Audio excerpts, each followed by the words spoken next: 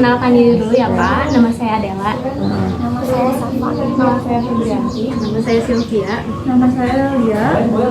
Langsung aja. Ya, di sini kita mau tanya-tanya tentang seputar ayam kalkun ya Pak. Ya. Yang pertama, sejak kapan Bapak memulai usaha ini? Kalau dibilang mulai komersil itu 8 tahun yang lalu. Sekitar tahun 2016 ya berarti.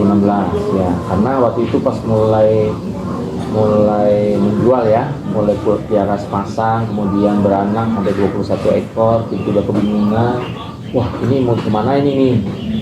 Akhirnya coklat itu OLX baru muncul, baru 2016 itulah OLX baru muncul, tapi namanya bukan OLX, kayaknya itu apa gitu.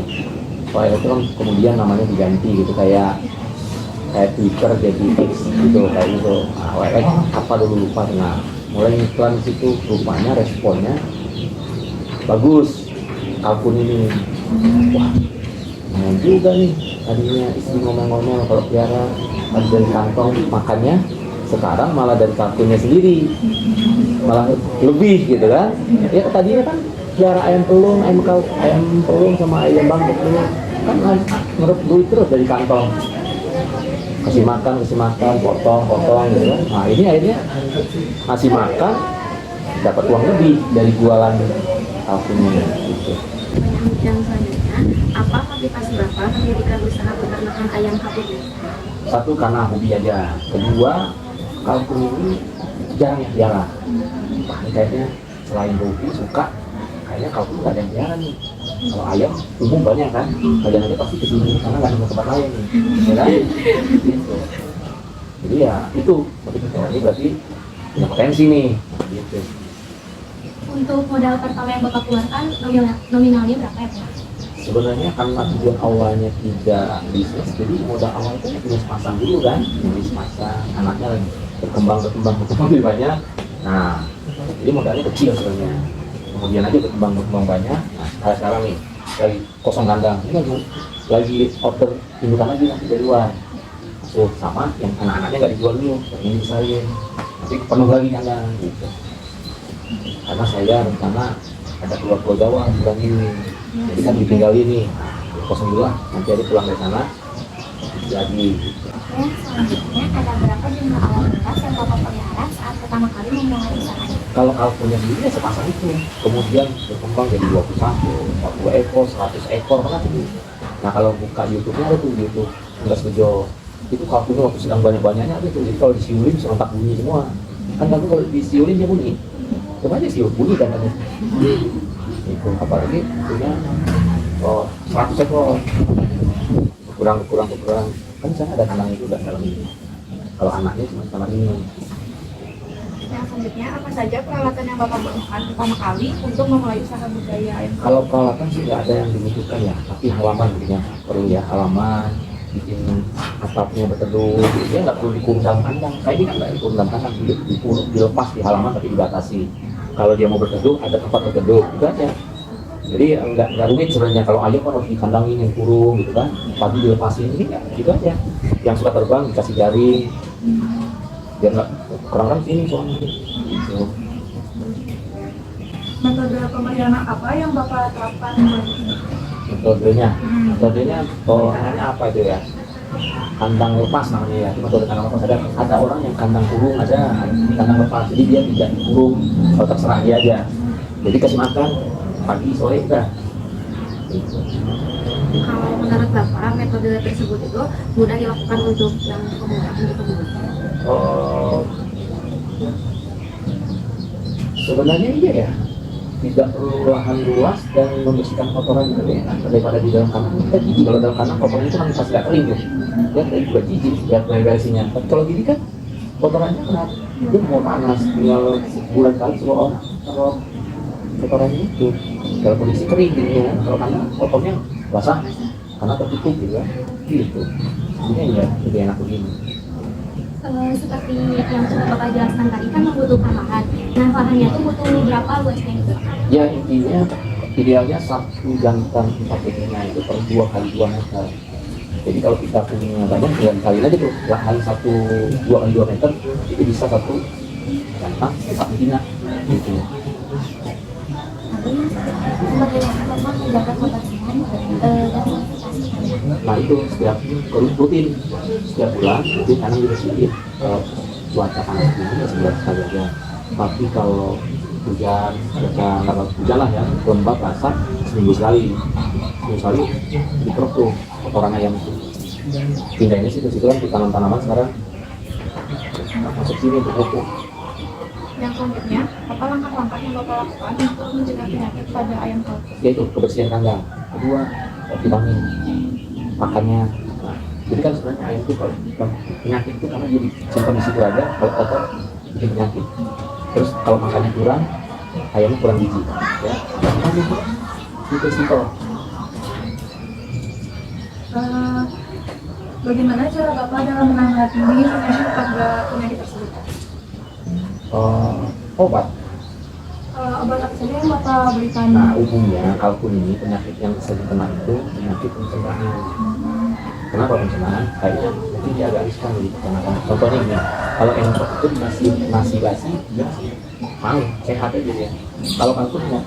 Nah, apalagi kalau anaknya kotor, dia mati yang kotor.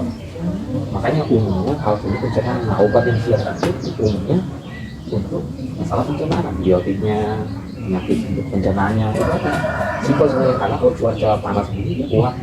Kalkun nggak cocok di Lembang dan kalkun nggak cocok di Puncak.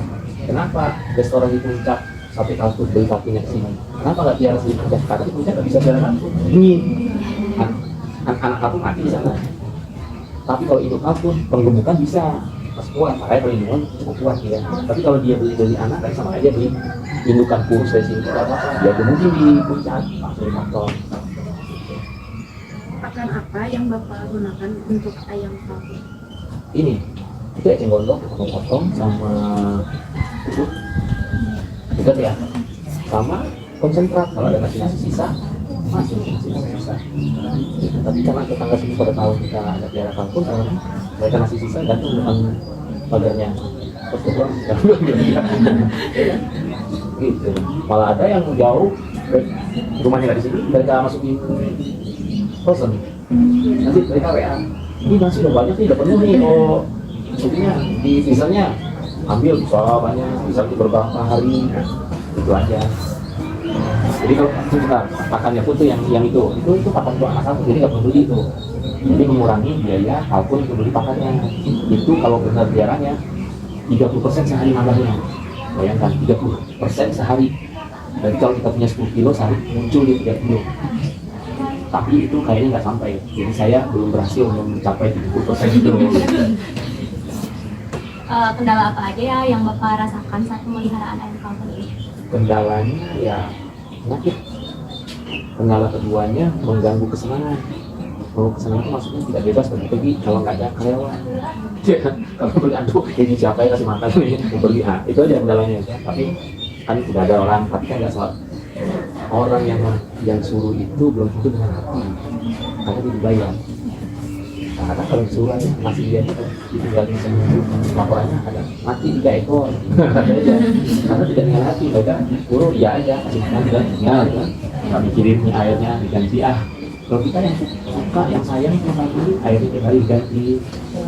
Kalau yang disuruh nggak ada airnya, padahal airnya udah kotor.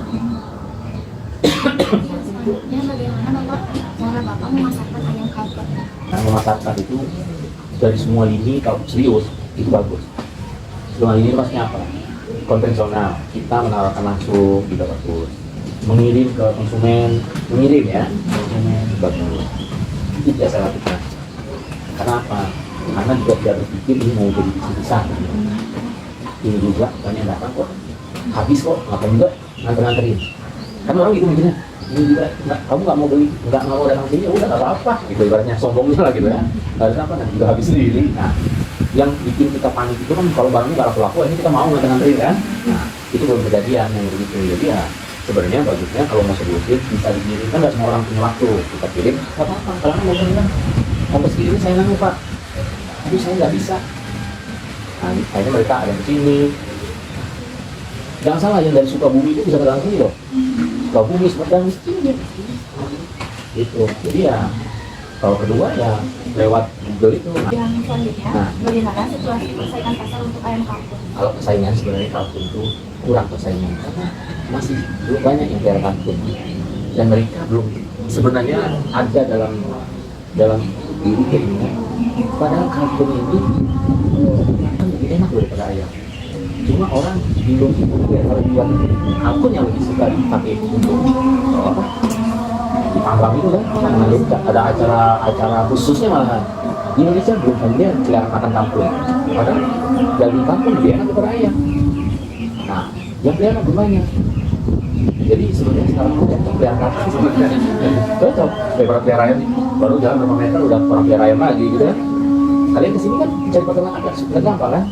Makanya anak SMA 5 kesini semua.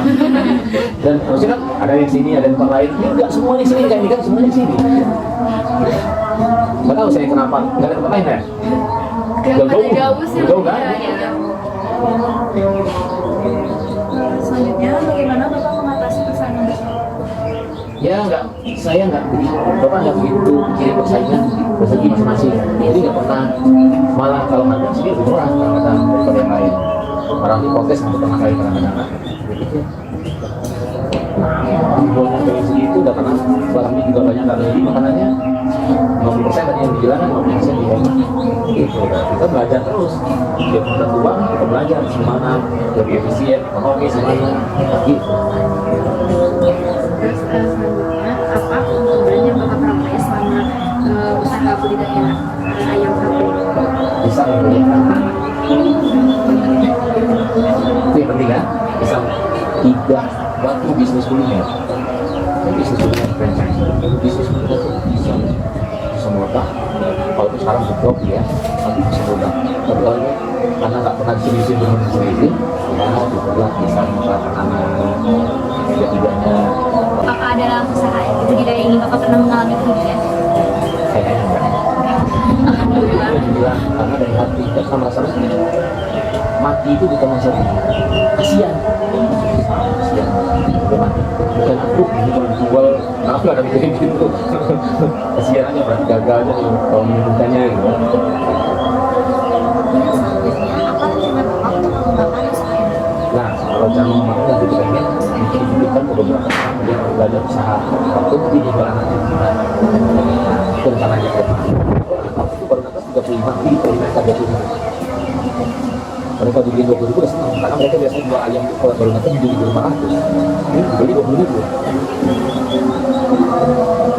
Terakhir, apa saran Bapak bagi orang yang ingin memulai usaha? kalau bisnis ternak makhluk hidup itu harus sehat itu aja.